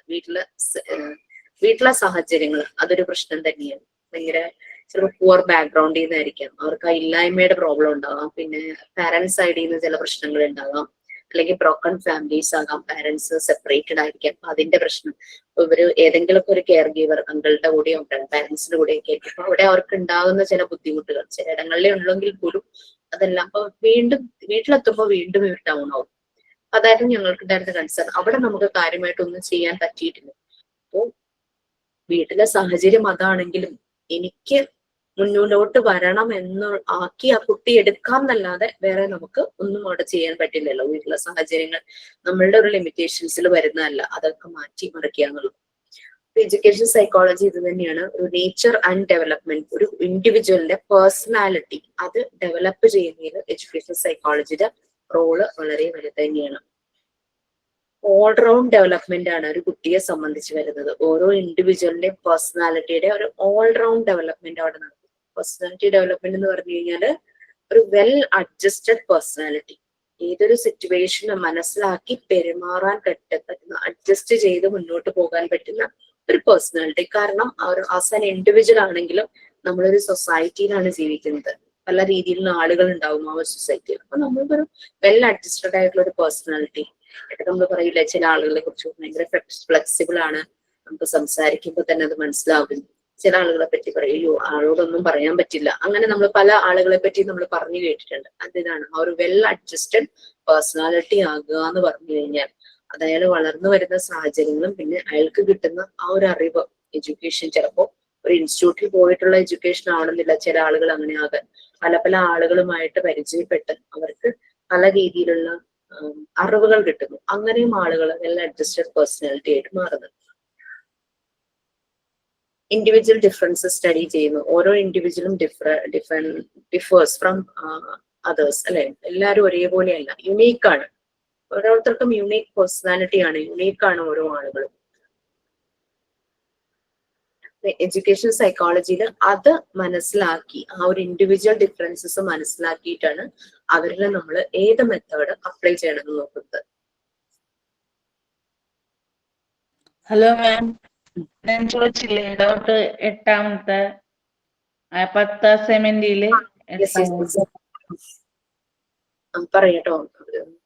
2 പോയിന്റ്സും കൂടി ഉണ്ട്. ആ രണ്ടും അത് ഇതും കൂടെ ആരെങ്കിലും വായിക്കും, എന്നിട്ട് ഞാൻ 8ാമത്തെ ക്വസ്റ്റിന്റെ ഡൗട്ട് പറഞ്ഞു കൊടുക്കാം. വായിക്കാം മാം. It studies nature, intelligence, and its measurement. This is of utmost importance for a teacher. It provides guidance and counseling. Education is nothing but providing guidance to the growing child. Mock test ഏതൊക്കെ ചാപ്റ്ററിലാന്ന് എനിക്കൊന്നും message ഇട്ടേക്കാമോ ആരെങ്കിലും?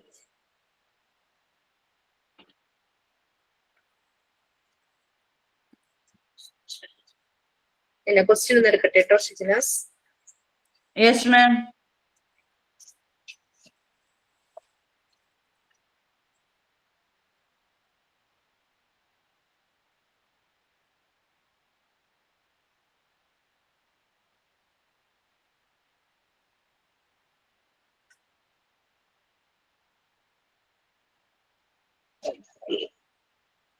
Create your own day time table, അതല്ലേ നമ്മുടെ routine, daily നമ്മൾ ചെയ്യുന്ന കാര്യങ്ങൾ, അതാണ് ഉദ്ദേശിച്ചത്. ഞാൻ എഴുതിയത് ജസ്റ്റ് ഒന്ന് പറയാം. അന്നത്തെ എന്റെ ഒരു റൊട്ടീൻ ട്ടോ. ഇപ്പൊ മാറ്റങ്ങൾ വന്നിട്ടുണ്ട്. ഞാനൊരു മോർണിംഗ് ഞാൻ എണീക്കുമ്പോ തുടങ്ങി ഒരു ഈവനിങ് പ്രെയർ ടൈം വരെ ഞാൻ എഴുതിയിട്ടുള്ളൂ. രാത്രി കിടക്കുന്നവരെയുള്ളത് നിങ്ങൾക്ക് എഴുതാം. 5:30 AM getting up and brushing my teeth. അങ്ങനെ ജസ്റ്റ് ടൈമിന്റെ നേരെ ആ ഒരു സ്റ്റേറ്റ്മെന്റ് അങ്ങ് എഴുതിയാൽ മതി. ഭയങ്കര കഥ പോലെ എഴുതുന്നു വേണ്ട. 5:40 AM taking some warm up exercises. 6 AM taking bath. 6:20 AM prayer time and lighting the lamp. 6:30 AM cooking. 7 AM walking up husband and kids. 7:30 AM packing their lunch. 8 AM breakfast time for husband and kids. 8:20 AM taking kids for their bus. 8:25 having breakfast. 8:40 AM cleaning house. 9 AM washing clothes. 10 AM reading.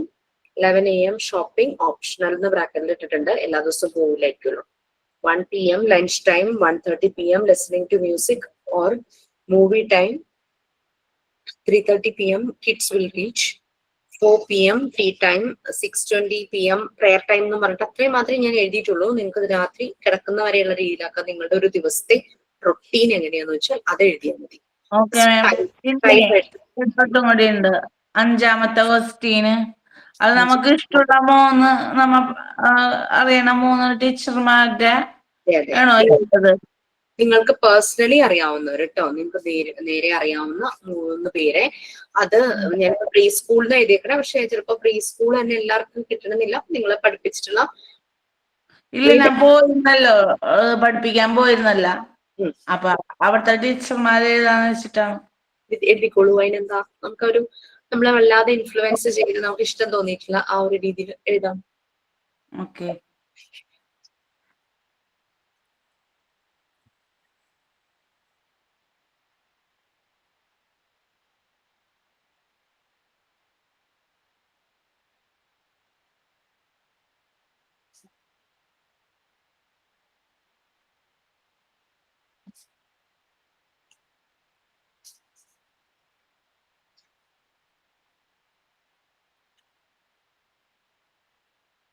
Okay. Mock ടെസ്റ്റിലേക്ക് ആരെങ്കിലും ഒന്ന് message ഇട്ടേക്കണേ. ഏതൊക്കെ ചാപ്റ്ററിലെയാണ് ഞാൻ തരാനുള്ളത്, ഞാനല്ലാതെ വേറെ teachers തരാനുണ്ടെങ്കിൽ അതും കൂടെ ഒന്ന് point out ചെയ്ത് തന്നിട്ടുള്ളൂ കേട്ടോ.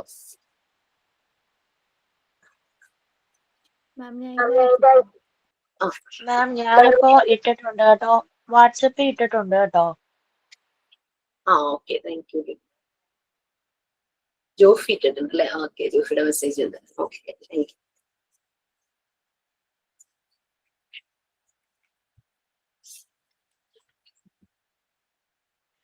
ഫസ്റ്റ്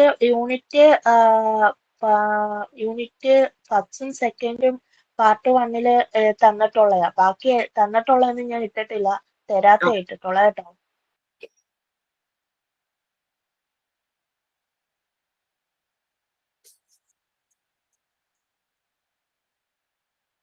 ഞാൻ പിൻ ചെയ്ത് വെക്കാൻ, അല്ലെങ്കിൽ പിന്നെ അറിയില്ല.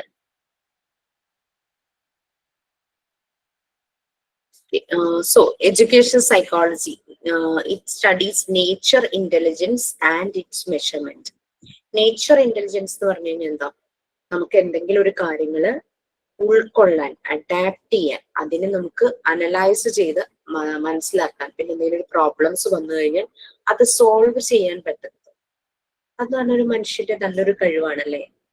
എന്തെങ്കിലും കാര്യങ്ങൾ അറിഞ്ഞു കഴിഞ്ഞാൽ അതിനെ മനസ്സിലാക്കി അതിനെ നമ്മൾ അനലൈസ് ചെയ്ത്, ഇപ്പൊ ഒരു പ്രോബ്ലം ആണെങ്കിൽ അതിനെ സോൾവ് ചെയ്യാൻ, സോർട്ട് ഔട്ട് ചെയ്യാൻ ചില ആളുകൾ ഭയങ്കര കഴിവാണ്. അതിനെന്താ ഇത്രയുള്ള കാര്യം, ഞാനിത് ശരിയാക്കി തരാം എന്ന് പറഞ്ഞ് വളരെ കോൺഫിഡൻസ് ആയിട്ട് പറയുന്ന ആളുകളുണ്ടല്ലോ. അതുപോലെ അതൊരു നേച്ചർ ഓഫ് ആ ഒരു ഇന്റലിജൻസ് ആണ്, അതിനെ സ്റ്റഡി ചെയ്യുന്നു. ഒരു കുട്ടിയെ അങ്ങനെ പ്രാപ്തനാക്കുവാണെങ്കിൽ വളരെ നല്ലതല്ലേ. അവന് വരുന്ന എല്ലാ ഒരു പ്രോബ്ലം സോൾവിങ് ടെക്നിക്ക്, അതിനെപ്പറ്റി നല്ലൊരു ഐഡിയ കുട്ടിക്ക് കിട്ടും. എന്ത് വന്നാലും അതിനെ സോർട്ട് ഔട്ട് ചെയ്യാൻ മടിച്ചു മാറി നിൽക്കില്ല, എന്ത് തന്നെയായാലും അങ്ങനെ അത് ചെയ്യാനായിട്ട് അവര് ഡെവലപ്പ് ആകും. ഇത് വളരെ ഇമ്പോർട്ടൻസ് തന്നെയാണ്. അതൊരു ടീച്ചർക്കും ആ ഒരു പ്രോബ്ലം സോൾവിങ് അനാലിസിസ് വേണം. കാരണം ക്ലാസ്സിൽ 40 കുട്ടികൾ ഉണ്ടെങ്കിൽ 40 പേരും 40 രീതിയിലാണ്. ആ 40 പേര് ചിലപ്പോ ക്ലാസ്സിലെ ക്ലൈമറ്റ് ചിലപ്പോ എന്തെങ്കിലുമൊക്കെ കോൺഫ്ലിക്ട്സ് ഉണ്ടാകാം, ഒരു കൺഫ്യൂഷൻസ് തമ്മിലുണ്ടാകാം. അത് സോൾവ് ചെയ്യുക എന്നുള്ളത് ഒരു ടീച്ചറെ സംബന്ധിച്ച് വളരെ അത്യാവശ്യം വേണ്ടത്. ഒരു ടീച്ചർക്കും ഇതുണ്ടാവണം, അത് കുഞ്ഞുങ്ങളിലേക്കും വരണം. ആ ഒരു അഡാപ്റ്റ് ചെയ്യാനും അഡ്ജസ്റ്റ് ചെയ്യാൻ ആ ഒരു സിറ്റുവേഷനുമായിട്ട് അതിനെപ്പറ്റി മനസ്സിലാക്കുക, ലേൺ ചെയ്യുക, അതിനെ അനലൈസ് ചെയ്തിട്ട് സോൾവ് ചെയ്യാനുള്ളതാണെങ്കിൽ സോൾവ് ചെയ്യുക. ഇതാണ് നേച്ചർ ഇന്റലിജൻസ് എന്ന് പറയുന്നത്. നമുക്ക് എന്തെങ്കിലും പ്രശ്നങ്ങൾ വന്ന് അതിനെ ഐഡന്റിഫൈ ചെയ്ത് അതിനെ മനസ്സിലാക്കി അതിനെ സോർട്ട് ഔട്ട് ചെയ്ത്, ഒരു പ്രോബ്ലം വന്നു കഴിഞ്ഞാൽ ഇത് എല്ലാരിലും ഉണ്ടെന്നാ പറയുന്നത്. ഈ ജീവനുള്ള എല്ലാ വസ്തുക്കൾക്കും ഇങ്ങനെ നേച്ചർ ഇന്റലിജൻസ് ഉണ്ടെന്നാണ് പറയുന്നത്. അതുകൊണ്ടാണല്ലോ ഈ അഡാപ്റ്റഡ് ആകുന്നത് എൻവിയോൺമെന്റ്. ഇപ്പൊ ചെടി വളരുന്ന ഒരു സ്ഥലം, ആ സ്ഥലവുമായിട്ട് ചെടി അങ്ങ് അഡാപ്റ്റഡ് ആകും. അനിമൽസ് ക്ലൈമറ്റിനനുസരിച്ച് അഡാപ്റ്റഡ് ആകുന്നു അനിമൽസ്, അല്ലെ? ഒരു സർവൈവ് ചെയ്യുന്നു, ഏതൊരു സിറ്റുവേഷനിലും അവർക്ക് സർവൈവ് ചെയ്യാൻ പറ്റുന്നു. തണുപ്പ് കൂടുവാണെങ്കിൽ അവർ അതിനനുസരിച്ചുള്ള ഷെൽട്ടർ അവർ തേടിപ്പോകും. ചൂട് കൂടുവാണെങ്കിൽ അതിനനുസരിച്ച്, ഇപ്പം മൃഗങ്ങളിൽ തന്നെ അവരുടെ രോമം പൊഴിയണതും സ്നേക്ക് അതിന്റെ സ്കിൻ പോകുന്നതും അങ്ങനെയൊക്കെ, അതൊക്കെ ഒരു നേച്ചറുമായിട്ട് അഡാപ്റ്റഡ് ആകുന്നതാണ്. ഇതൊക്കെ നേച്ചർ ഇന്റലിജൻസിന്റെ ഭാഗമാണ്. നമ്മൾ സിറ്റുവേഷൻസിനനുസരിച്ച് നമ്മൾക്കും ചേഞ്ചസ് വരുന്നു, നമ്മൾ അഡാപ്റ്റഡ് ആകും. നേച്ചർ ഇന്റലിജൻസ് വളരെ ഇമ്പോർട്ടന്റ് ആണ് എഡ്യൂക്കേഷൻ സൈക്കോളജിയിൽ. അത് മാത്രമല്ല, എഡ്യൂക്കേഷൻ സൈക്കോളജി ആ ഒരു സെറ്റിങ്സിൽ ഗൈഡൻസ് ആൻഡ് കൗൺസിലിംഗ് പ്രൊവൈഡ് ചെയ്യുന്നു. എഡ്യൂക്കേഷൻ എന്ന് പറഞ്ഞു കഴിഞ്ഞാൽ ശരിക്കും ഒരു ഗ്രോവിങ് ചൈൽഡിനെ ഗൈഡ് ചെയ്യുകയാണ്, അല്ലാതെ അവിടെ അഡ്വൈസ് ഒന്നും കൊടുക്കുമല്ല. കുട്ടിയെ ഗൈഡ് ചെയ്യുന്നു, കുട്ടിയെ പ്രോപ്പർ വേയില് ഗൈഡ് ചെയ്യുക തന്നെയാണ് എഡ്യൂക്കേഷൻ സൈക്കോളജി. അത് ആ കുട്ടിയുടെ എല്ലാ ഡെവലപ്മെന്റിനെയും ഹൈലൈറ്റ് ചെയ്യുന്ന രീതിയിൽ, കുട്ടിയുടെ ഫിസിക്കൽ ആണെങ്കിലും മെന്റൽ ആണെങ്കിലും ബുദ്ധിപരമായിട്ടുള്ളതാണെങ്കിലും അതിനെല്ലാം ഡെവലപ്മെന്റ് വരുന്ന രീതിയിൽ കുട്ടിയെ ഗൈഡ് ചെയ്യും. Okay, hello ma'am. അതെ, ഗ്രൂപ്പില് നമുക്ക് റെക്കോർഡിന്റെ ഫസ്റ്റിൽ ഒട്ടിക്കാൻ വേണ്ടിട്ട് വിട്ടിട്ടുണ്ടല്ലോ. അപ്പൊ അത് നമ്മ പ്രിന്റ് എടുത്തിട്ട് ഒട്ടിക്കണോ? അതെ, ഒരു A4 ഷീറ്റിൽ നമുക്ക് വേണമെങ്കിൽ 4 പിക്ചേഴ്സിനെ ഒരുമിച്ചാക്കിയിട്ട് പ്രിന്റ് എടുക്കാം. കാരണം നമ്മൾ എഴുതുന്ന ഭാഗം നോക്കുക, ചിലപ്പോൾ 2 മെറ്റീരിയലിനെ കുറിച്ച് നമ്മൾ എഴുതിയിട്ടുണ്ടാവും ഒരു പേജില്.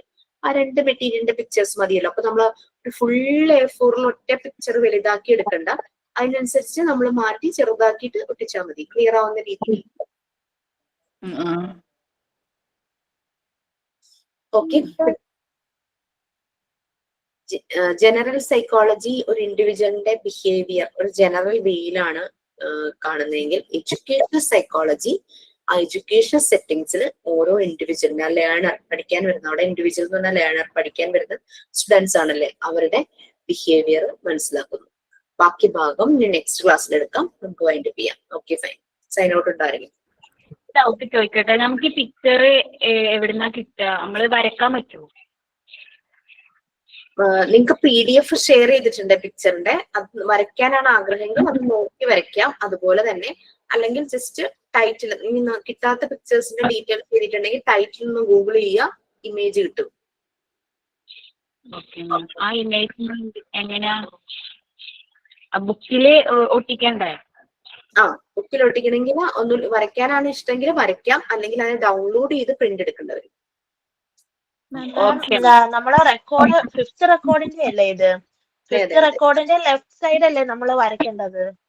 അതെ, പിക്ചർ ഒട്ടിക്കേണ്ടത്, അല്ലെങ്കിൽ നിങ്ങൾക്ക് വരയ്ക്കാൻ ഇഷ്ടമെങ്കിൽ വരയ്ക്കാം.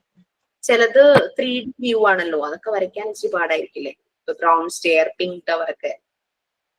ട്രയാങ്കിൾസ്, ജോമെട്രിക്കൽ ഷേപ്സ് ഒക്കെ നമുക്ക് വരച്ചു വെക്കാം. ട്രയാങ്കിൾ, പെന്റഗൺ, സ്ക്വയർ, റെക്ടാങ്കിൾ, അതൊക്കെ നമുക്ക് വരയ്ക്കാം ഈസിലി. അല്ലാത്തതൊക്കെ നമുക്ക് 3D വ്യൂവിൽ കാണുന്നതൊക്കെ വരയ്ക്കാൻ പാടില്ല. നോക്കൂ, നിങ്ങൾക്ക് അയച്ചു തന്നിട്ടുണ്ട് കുറച്ച് പിക്ചേഴ്സ്. പുതിയത് വന്നിട്ടുണ്ട് കേട്ടോ, പുതിയ മെറ്റീരിയൽസ് വന്നിട്ടുണ്ട്. അപ്പൊ അതിന് പിക്ചർ എടുത്ത് അയക്കാൻ നോക്കാം.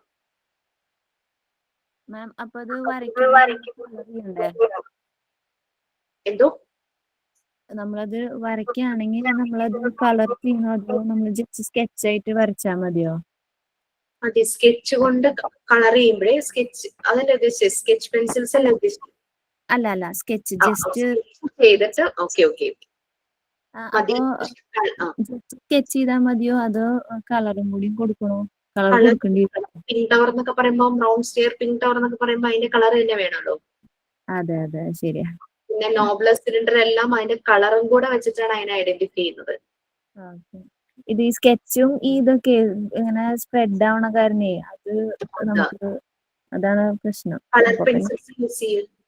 കളർ പെൻസിൽസ് അല്ലേ? Okay ma'am. വാക്സ്, ഇത് ഓയിൽ പേസ്റ്റൽസ് ആയിരിക്കും വാക്സ് ക്രയോൺസിനേക്കാളും നല്ലത്. വാക്സ് ക്രയോണിന്റെ ഒരു പ്രശ്നം എന്ന് വെച്ചാൽ സ്മഡ്ജ് ആവും, ഇങ്ങനെ അതിന്റെ തരി പോലെ ഇരിക്കും. ഓയിൽ പേസ്റ്റിലകത്തൊരു സ്ക്രബർ പോലെ കിട്ടുമല്ലോ, അത് വെച്ചിട്ട് ഇങ്ങനെ സ്ക്രബ് ചെയ്ത് എക്സസ് വരുന്ന വാക്സിനെ നമുക്ക് റിമൂവ് ചെയ്ത് കളയാം. അപ്പൊ നല്ല ഫൈൻ ആയിട്ടിരിക്കും. ഹലോ മാം, എനിക്ക് ഒരു ഡൗട്ട് കൂടെ ഉണ്ട്. സ്നേക്ക് മേക്കിംഗ് ഇല്ലേ, പാമ്പിന്? അപ്പൊ സോക്സിന്റെ ഉള്ളില് എന്താ മാം ചെയ്തത്? കാർഡ്ബോർഡ് വെച്ചിട്ട് സ്റ്റിച്ച് ചെയ്തു.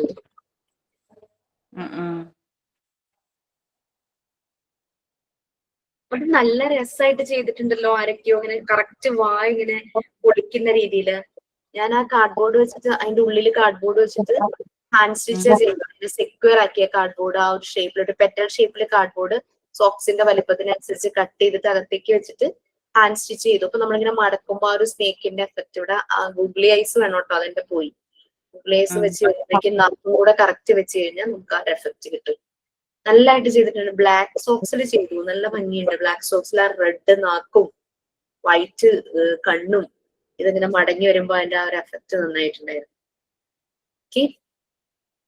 Okay ma'am, thank you. Okay by.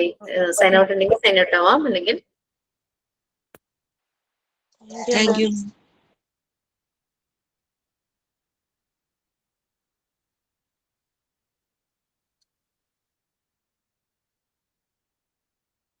Thank you, ma'am.